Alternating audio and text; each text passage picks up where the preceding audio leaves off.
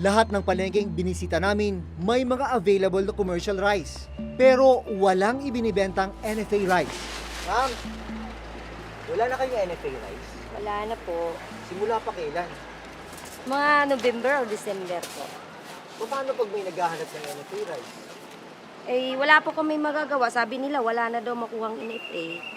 Eh yung mga gustong bumili ng NFA rice, ano sinasabi niyo? Dito na lang sa bigas natin na commercial naman po. Kaso lang pinakamababa natin, 40 na lang. Every time na may pumupunta dito, tinatalong na kung may stock na. Eh, wala naman po eh. Yung last na nakuha namin na NFA, ito lang January 9, 2018. Wala na, nung maubusan namin yun, wala na.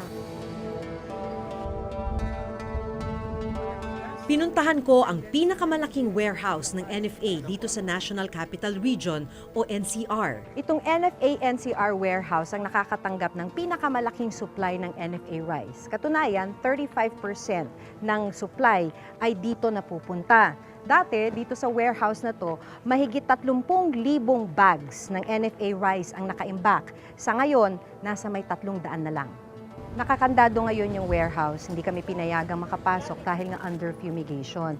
Pero sa loob nito ngayon, nakaimbak yung nasa 300 na bags ng NFA rice na itinabi para sa kalamidad. Kung dati-rati halos mapuno ang warehouse na ito ng sako-sakong NFA rice, sa videong ito na kinuna noong unang linggo ng Abril, makikitang halos wala na itong laman. Ang kawalan ng supply ng NFA rice sa bansa, unang beses daw nangyari sa kasaysayan ng NFA sa mahigit 40 taon.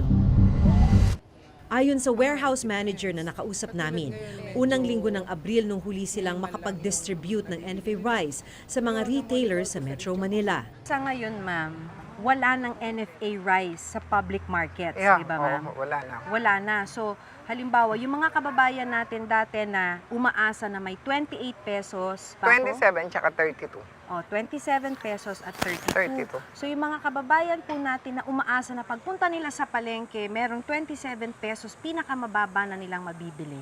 Wala na silang mabibili sa ngayon kung ganun. Sa ngayon, wala silang mabibili. Pero sa aming ugnayan, regularly sa mga retailers, na ipapaliwanag din naman sa mga sa mga suki nila, sa mga consumers na ilang kembot na lang, nandyan na ang NFA rice. So mga third week, ang instruction naman, the moment bumaba na from the vessel, immediately magdi-distribute na kami. Pero paglilinaw ng NFA rice lang ang may kakulangan. Sapat pa rin ang commercial rice na nasa merkado. Ako nag-augment naman eh. Maraming supply eh. Maraming supply ng commercial.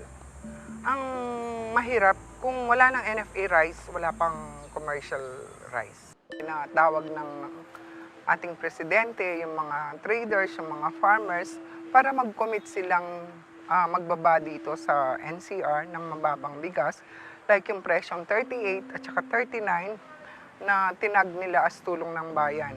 So as early as last week, bumaba na yung mga bigas dito. Sir, bakit nagkaroon ng shortage ang NFA?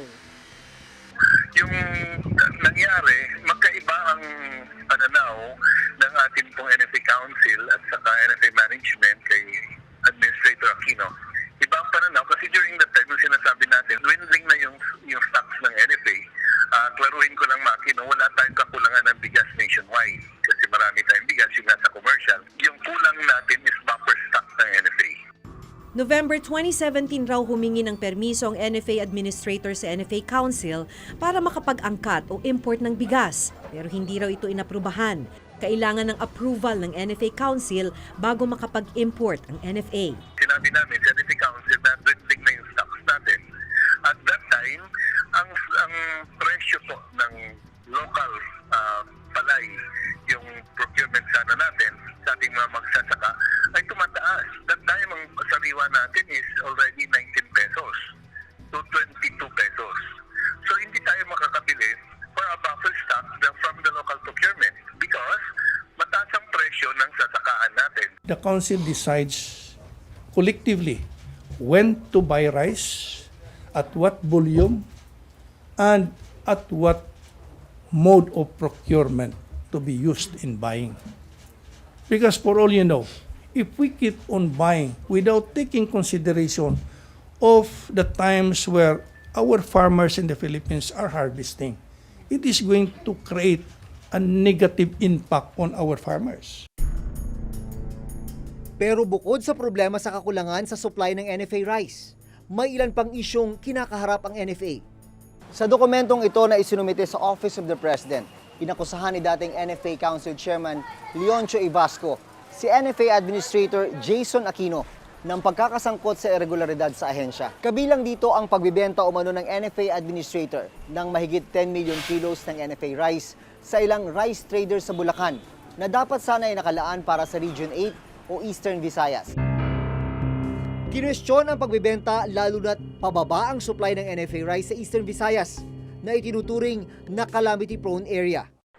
Ito yung mga aging stocks natin kasi meron tayong mga standard, may mga protocol na sinusunod yan.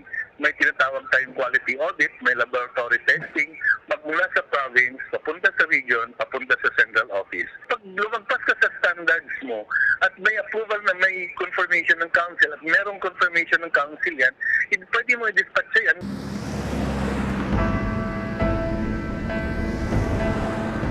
Pinakamalaking trader na binentahan ang Mutya Rice Mill sa Bulacan na nakabili ng mahigit 28,000 sako ng bigas. Yung mga edges na mga bigas na luma na dahil gusto namin makatulong sa gobyerno at saka hindi mabubulok yung bigas sa Region 8, kumuha po kami. At saka pinayagan po naman kami po ng NFA Region 8. May lahat yan may mga dokumento po yan. Nakukuha ko to sir dun sa memorandum for the President from the Cabinet Secretary. Isa dun sa mga puna dun sir, of the 39 cooperatives, 22 are not authorized to engage in rice importation as indicated in their Certificate of Cooperation. Dapat nilabas na nun yan. Kung galing ho yan sa Cabinet Secretary, sana nang panapigilan na napigilan na nila yan because they're part of the decision making. Sa isang pag-aaral ng International Rice Research Institute, dahil sa patuloy na paglaki ng populasyon ng Pilipinas at dahil seasonal ang pag-harvest, hindi nagiging sapat ang local production ng bigas. Kaya kinakailangang mag-angkat ng bigas mula sa ibang bansa.